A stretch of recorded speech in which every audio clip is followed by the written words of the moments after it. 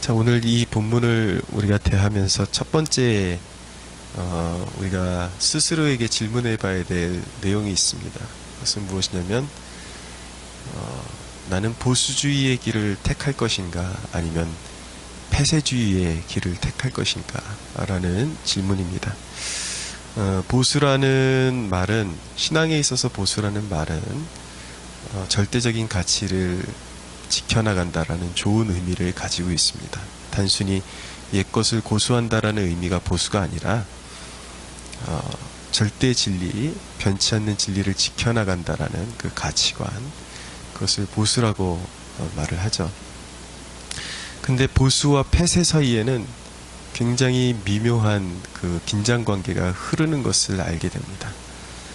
제가 이제까지 목회 현장에서 경험한 것은 보수주의를 표방하는 그리스도인들의 신앙의 태도와 습관 가운데 사실은 보수를 넘어서서 폐쇄주의에 가까운 사고방식을 가지고 있는 사람들도 분명히 보게 됩니다.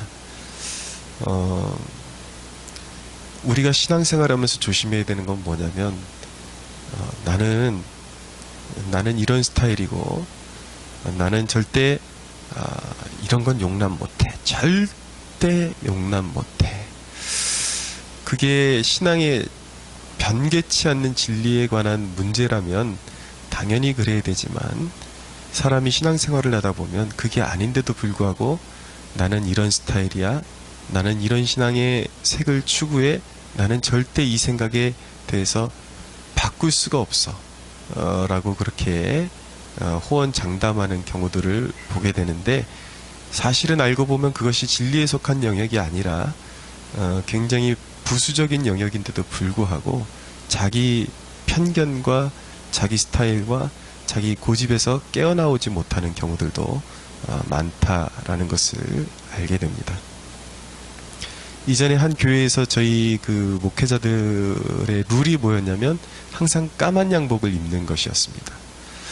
까만 심지어는 그 교회에 형성된 기류는 무엇이냐면 까만 양복을 입지 않으면 그 사람은 목회자가 아니다.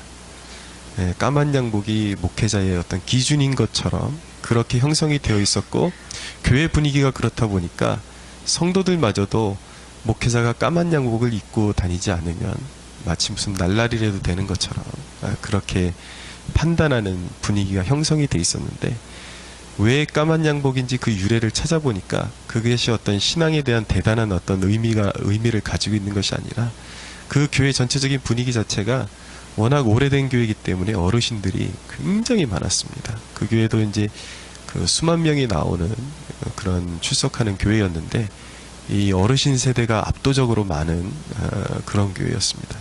그러니까 교회의 그 장례가 불시로 하루에도 몇 번씩 나는 그런 교회였어요.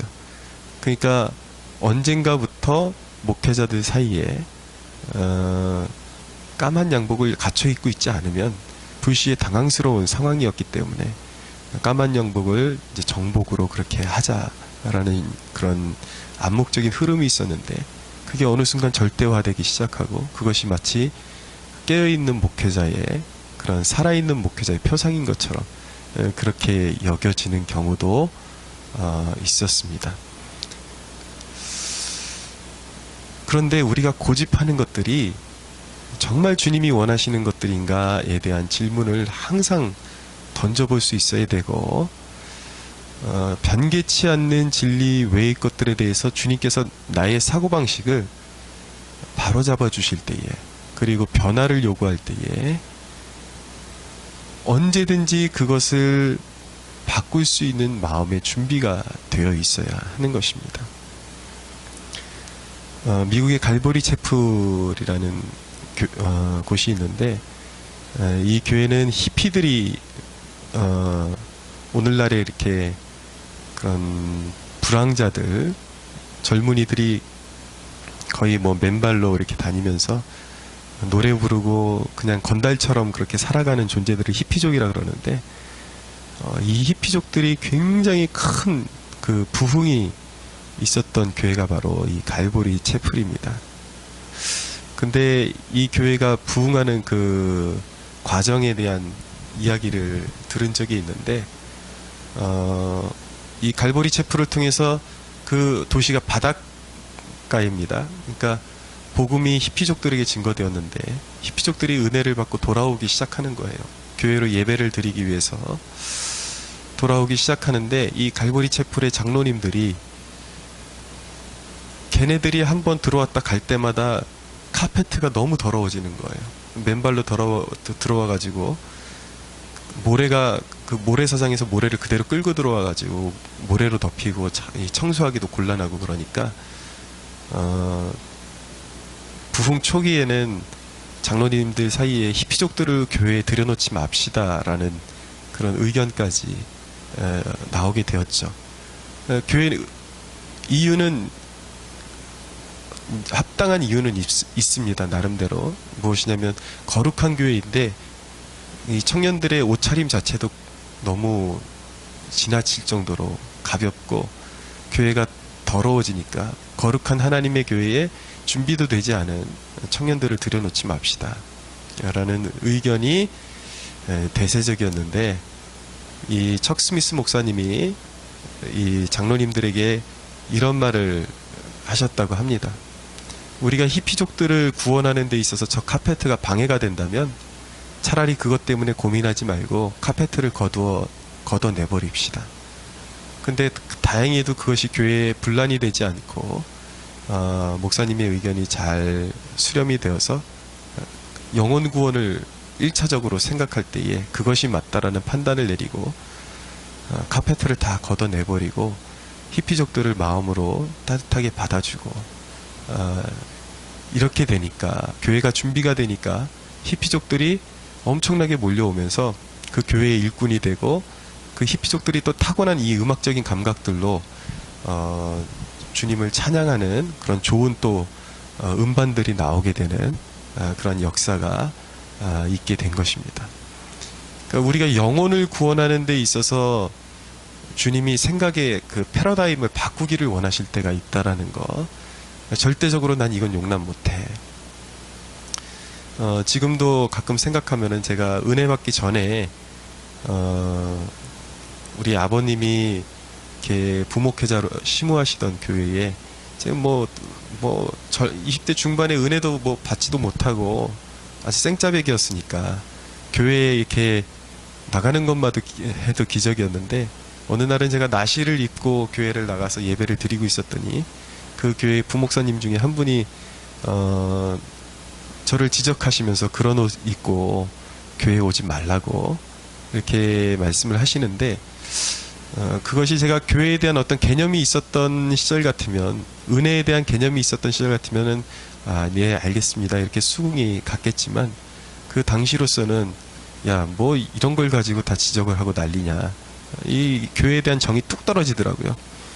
그러니까 우리가 진정으로 영혼을 품기 위해서 가져야 될 가치관과 그렇지 않은 것들을 구별할 줄 알아야 되고 사고의 영혼 구원을 위한 사고의 패러다임을 언제든지 바꿀 수 있는 준비가 되어 있지 않으면 변화하는 시대의 사람들을 수용하고 받을 수 있는 주께로 인도할 수 있는 그러한 여건을 갖출 수가 없다라는 것을 우리가 알아야 되는 것입니다.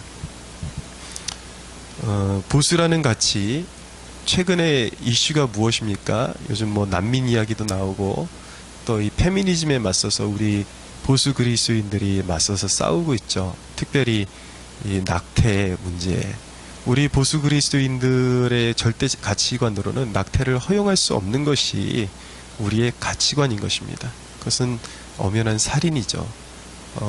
그것이 문제화되는 것은 무엇이냐면 낙태를 합법화시켜달라는 것은 그들의 그 표면적인 문제는 이것입니다. 자기가 원치 않는 임신을 한 경우에 예를 들어서 강간을 당했다. 그럴 경우에도 아이를 출산해야만 한다면 그건 얼마나 잔인한 일이냐라는 질문이 이제 대두되면서 그렇기 때문에 낙태죄를 폐지해야 된다. 그리고 이제 그 여성 인권 단체가 이야기를 하지만 그 이유 자체는 우리가 한번 고려해 봐야 될 문제이긴 하지만 실제적인 그 운동을 벌이는 그 뉘앙스, 그리고 목적이 과연 진정한 그런 위급한 상황에 대한 인권을 주장하는 것인가, 피켓을 들고 그 낙태죄 폐지 운동을 벌이는 그 여성들의 그 모습 속에서는 전혀 진정한 인권을 추구하고자 하는 마음이 드러나는 것이 아니라 그냥 내 자궁은 내 것이다, 내 것은 내가 알아서 한다. 그러니까 그들의 진짜 목적은 무엇이냐면, 방탕한 삶을 살아도 내 몸은 내가 알아서 할 테니까 간섭하지 말아라 라는, 방탕한 삶을 조장하려고 그러는 그런 불의한 목적이 거기 보이기 때문에 문제가 되는 것입니다. 자, 우리가 1차적으로 분명한 것은 우리는 낙태를 인정할 수가 없습니다. 근데 우리 그리스도인들이 그냥 낙태를 하는 것은 살인이야, 그리고 절대 그런 일에는 찬성할 수 없어, 이 기준을 갖고 있는 데서만 머무를 것이 아니라, 이 부분은 잘 들으셔야 됩니다. 우리는 분명한 기준을 가지고 있지만 어떤 사람에 대해서 그것이 단정적으로 함부로 판단하는 그러한 위치까지 가서는 안 된다라는 것을 우리가 마음으로 생각하고 있어야 됩니다. 왜냐하면 우리가 살아가다 보면 하나님이 붙여주신 사람들 가운데, 영혼 구원을 위해서 붙여주신 사람들 가운데 낙태를 저지른, 그런 죄를 범한 그러한 자매들을 우리에게 붙여주실 수도 있다는 걸 항상 염두에 두셔야 돼요. 그 죄책감을 가지고 있는 자매들, 그리고 그런 이력이 있는 자매들, 여러분, 그런 이슈들을 다룰 때에 그것이 나와는 전혀 관계가 없을 것이라는 그런 자부심을 가져서는 안 됩니다. 왜냐하면 그런 일들이 내 가족 안에서도 일어날 수가 있어요. 무조건 우리가 믿는 집안이라 그래서 가정에 불화가 전혀 없을 것이라는 단정을 지어서는 안 됩니다. 왜냐하면 냉정하게 말씀드리면 내 딸 중에 그런 일을, 왜냐하면 은혜 받기 전에는 충분히 세상적인 사고방식을 가지고 그렇게 살아갈 수 있는 가능성이 열려 있다는 것을 기억하셔야 돼요. 내 딸 중에, 내 친척 중에 그런 사람들이 생길 수도 있다. 우리가 잘 알고 있는 히포의 감독 어거스틴이라는 사람, 신구교를 막론하고 가장 존경받는 신학자 중에 한 사람이 바로 히포의 어거스틴입니다. 이 어거스틴도 은혜 받기 전에는 엄마도 모르는 그러한 아들을 낳아서 청년 시절에 그런 어떤 성적인 문란함 가운데 살아가다가 그렇게 엄마도 누군지 모르는 그런 아들을 낳아서 기르는 그런 일을 했던 사람이 바로 어거스틴이었습니다. 근데 그가 로마서 13장에 있는 말씀으로 감화를 받고 이전에 방탕하던 삶을 완전히 버리고 기독교가 인정하는 그런 성인의 삶을 살아가는 그런 위대한 하나님의 사람이 될 수 있었다라는 것. 그러니까 하나님이 누가 어떻게 변할지 모르는 그런 상황 가운데 우리를 두실 수 있다라는 것. 항상 과거의 이력이 어땠기 때문에, 저 사람이 과거에 뭘 했기 때문에 난 저 사람 인간으로 취급할 수 없다. 물론 지금 그 사람이 그런 짐승과 같은 삶을, 그리고 그런 동물적인 삶을 계속 고집하고 있다면 견해가 다를 수 있겠지만, 우리가 항상 준비하고 있어야 되는 것은 우리에게 붙여주시는 영혼들 가운데 우리가 항상 죄악시하고 항상 이렇게 선을 그어서 저 사람들하고는 상종 안 해 라고 말하는 사람들을 우리에게 붙여주실 수 있다라는 것. 주님이 우리에게 그렇게 생각하지 말고 그에게 다가서서 구원받는 복음을 증거하고, 그의 죄의 문제는 내가 해결할 테니까 너는 가서 그에게 따뜻한 사랑을 베풀어라 라고 자극하신다면, 우리는 언제든지 우리의 고정관념을 깨고 그에게로 다가서서 주님의 사랑을 전할 수 있는 마음의 준비가 되어 있어야 된다라는 것을 기억할 수 있게 되기를 바랍니다.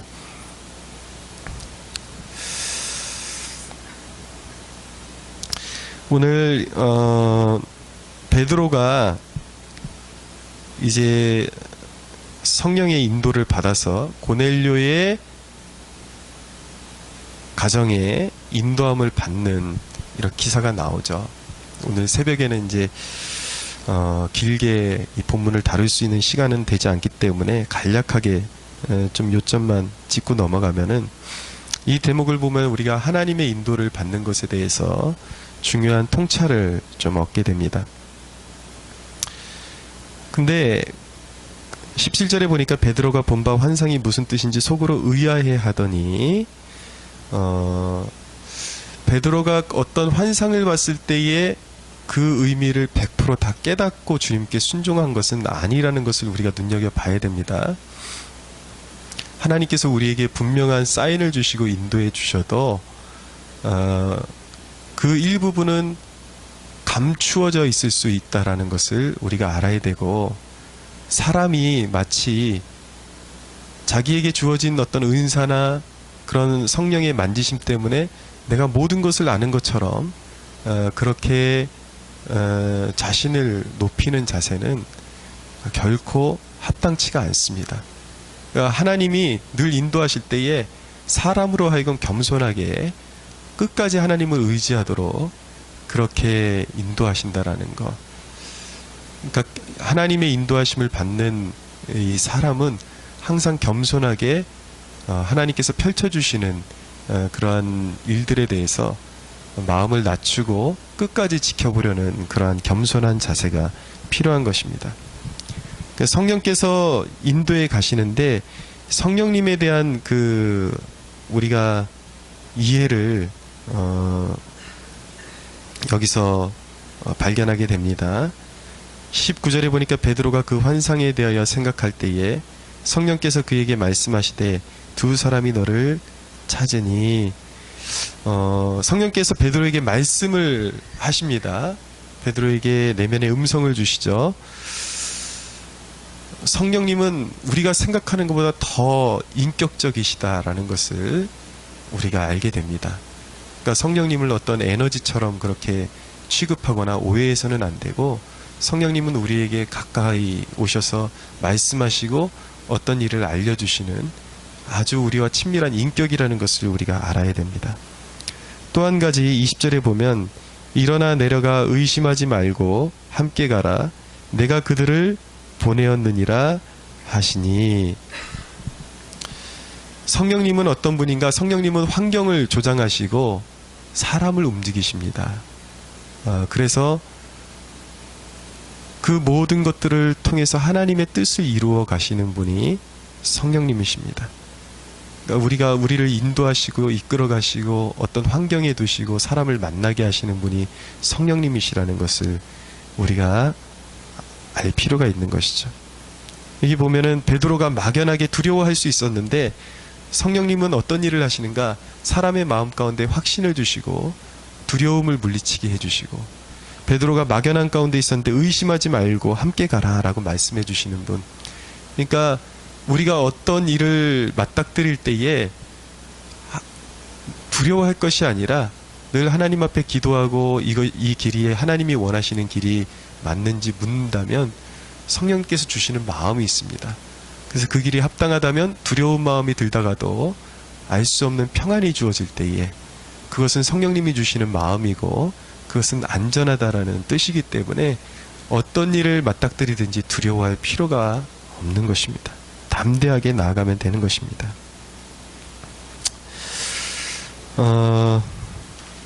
오늘 본문은 사실 속속들이 우리가 참 이렇게 적용하고 이렇게 우리의 것으로 삼을 만한 메시지가 참 많은 본문입니다. 새벽 시간이라 이제 더 이상 가는 것도 무리가 있을 것 같아서 이제 정리를 하는데, 자 24절에 보면은 이튿날 가이사랴에 들어가니 고넬료가 그의 친척과 가까운 친구들을 모아 기다리더니, 자 여기서 요거 한 가지만 우리가 관찰하고 마치도록 하겠습니다. 고넬료는 가장 좋은 것을 나눌 때에 자기 혼자만 취하는 것이 아니라 자기의 소중한 사람들과 함께 나눌 수 있는 그런 사람이었다라는 거. 고넬료는 아직 회심하지도 않은 사람입니다. 그러나 하나님께서 주시는 것은 무엇이든지 가장 좋은 것이라는 확신이 있었기 때문에 그것을 혼자 듣기를 원하지 않고 온 친척, 가까운 친구들을 모아서 베드로를 기다리고 복음을 들었다라는 것을 알게 되는 것입니다. 여러분, 가장 좋은 것은 우리의 가장 소중한 사람들과 함께 할 수가 있어야 되는 것입니다. 그러니까 전도라는 것은 어떻게 일어나는 것인가? 전도라는 것은 우리가 듣고 우리가 접하는 이 복음의 말씀, 예배를 통해서 또 우리가 선포되어지는 이런 말씀들이 하나님께로부터 오는 것이라는 것을 신뢰하고 지인들을 자꾸 초대하셔야 돼요. 내 소중한 사람들 자꾸 초대해서 한 번이라도 자꾸 듣게 해줘야 그 가운데 하나님의 계획 가운데 있는 사람들이 주께로 돌아오는 역사가 일어나는 것이죠. 또 하나는 무엇이냐면 가정이 중요합니다. 가정. 고넬료가 이 가정에 사람들을 모아놓고 베드로의 설교를 들었을 때 그 가정이 교회가 되는 그러한 역사가 일어나게 되는 것이죠.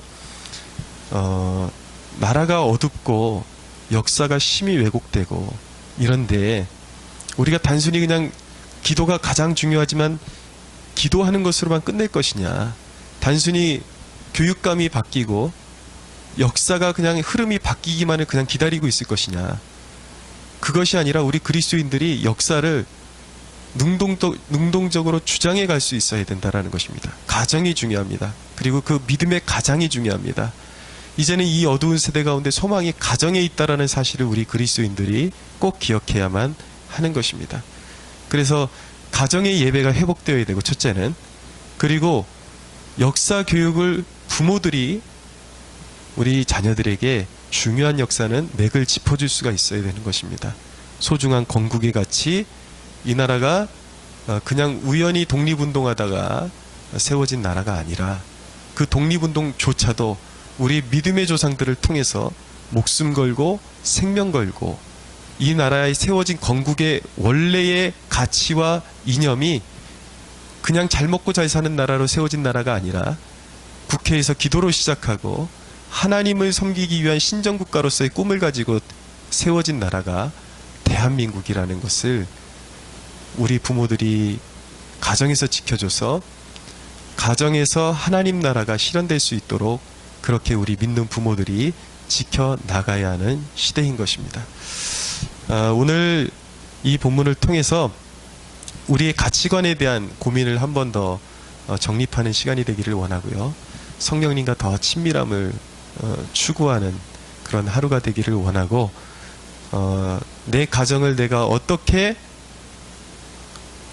하나님의 뜻대로 지켜나갈 것인가, 어떻게 하면 내 가정을, 내가 속한 가정을 이 시대의 가장 작은 단위의 교회로서 거룩하게 지켜나갈 것인가, 여기에 대한 사명을 다시 한번 확인하고 믿음을 지켜나가게 되는 그런 축복이 있게 되기를 예수님의 이름으로 축원합니다.